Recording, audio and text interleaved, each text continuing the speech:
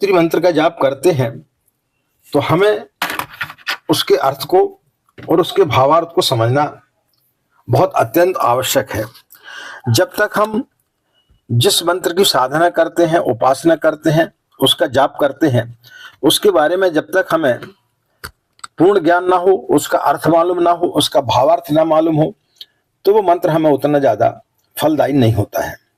तो चलिए इस वीडियो के माध्यम से आज हम आपके लिए गायत्री मंत्र के अर्थ और भावार्थ को बताने का प्रयास करेंगे और आप यदि उसके अर्थ को समझ करके साधना करेंगे, उसका जाप करेंगे, तो निश्चित रूप से कई गुना ज्यादा आपको लाभ होगा।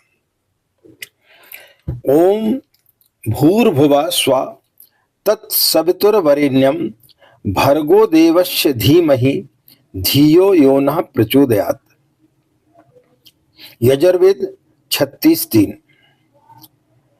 भावार्थ: उस प्राण स्वरूप, दुख नाशक, सुख स्वरूप, श्रेष्ठ, तेजस्वी, पाप नाशक, देव स्वरूप परमात्मा को हम अंतरात्मा में धारण करें, वह परमात्मा हमारी बुद्धि को सन्मार्ग में प्रेरित करे। अब हम एक एक शब्द का अर्थ समझेंगे। प्रणव, ओम, इसका संदेश है परमात्मा सभी प्राणियों में समाया हुआ है, इसलिए निष्काम भाव से सभी के प्रति समर्पित होकर के कर्म करो। भू का संदेश है शरीर अस्थायी औजार मात्र है, इस पर अत्यधिक आसक्त न होकर आत्मबल बढ़ाओ, श्रेष्ठ मार्ग का अनुसरण करो। भुवा का संदेश है कुसंस्कारों से जूझते रहने वाला मनुष्य देवत्व को प्राप्त करता है। स्वः का संदेश है विवेक द्वारा शुभ बुद्धि से सत्य को जानने, संयम और त्याग को नीति का आचरण करने के लिए अपने को तथा दूसरों को प्रेरणा देनी चाहिए।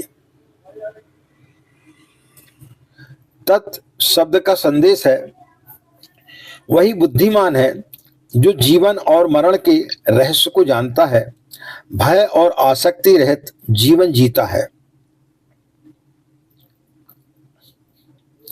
सवितु शब्द का संदेश है मनुष्य को सूर्य के समान तेजस्वी होना चाहिए। वरेण्यम शब्द का संदेश है प्रत्येक को श्रेष्ठ देखना, श्रेष्ठ चिंतन करना, श्रेष्ठ विचारना, श्रेष्ठ कार्य करना चाहिए। भर्गा शब्द का संदेश है मनुष्य को निष्पाप बनना चाहिए, पापों से सदैव सावधान रहना चाहिए। देवस्य शब्द का संदेश है देवताओं के समान शुद्ध दृष्टि रखने से, परमार्थ कर्म में निरत रहने से मनुष्य के भीतर और बाहर देवलोक की सृष्टि होती है। धीमहि शब्द का संदेश है हम सब लोग हृदय में सब प्रकार की पवित्र शक्तियों को धारण करें, इसके बिना मनुष्य सुख शांति को प्राप्त नहीं होता।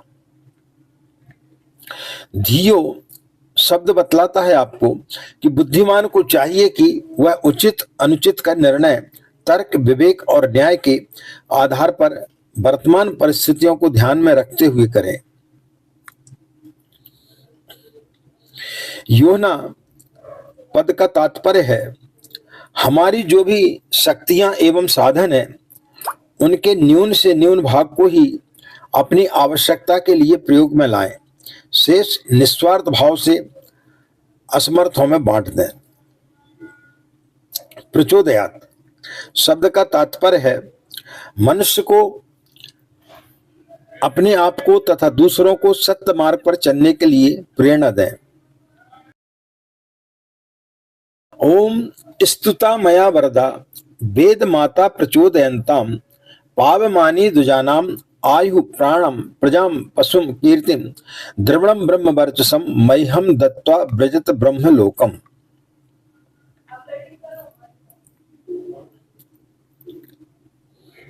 अथर्ववेद 19:71-1। अर्थात अथर्ववेद में स्वयं वेद भगवान ने कहा है मेरे द्वारा स्तुति की गई द्विजों को पवित्र करने वाली वेद माता गायत्री आयु, प्राण, शक्ति, पशु कीर्ति, धन एवं ब्रह्म तेज उन्हें प्रदान करे।